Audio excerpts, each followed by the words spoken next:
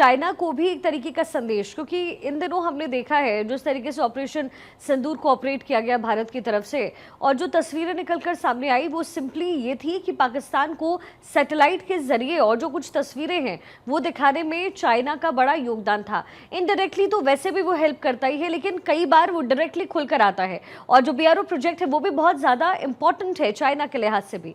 तो घाना में मौजूदगी जब भारत की होगी तो किस तरीके का संदेश आएगा और इसका असर कैसा होगा?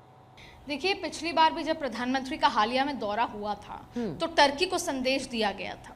टर्की को संदेश देने के लिहाज से वो वहाँ गए जहाँ पर टर्की उस जगह नहीं पहुँच पा रहा जहाँ वो जाना चाहता है। तो प्रधानमंत्री नरेंद्र मोदी अपने इस रणनीति के जरिए कई जगह कई बार संदेश देते हैं। तो जैसे पिछली बार उन्होंने टर्की को संदेश दिया था, इस बार जाहिर तौर पे चाइना को रह रहकर कई बार संदेश देते हैं।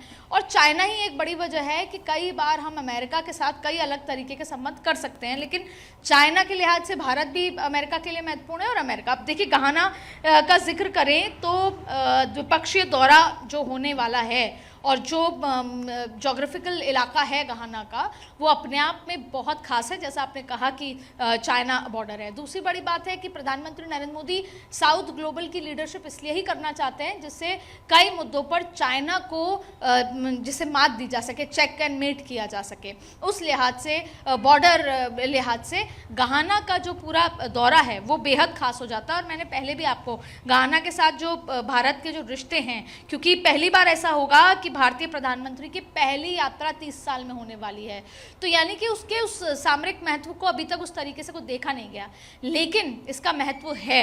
और ग्लोबल लीडरशिप, साउथ लीडरशिप में अगर भारत को आगे बढ़ना है, लीड लेनी है, तो घाना और ऐसे जो देश हैं जो पड़ोसी की तरह देखे जाते हैं चाइना के लिए, उनके साथ अच्छे संबंध भारत के लिए बेहद खास हो सकते हैं और चाइना के लिए चुनौती और चिंता बढ़ा सकते हैं।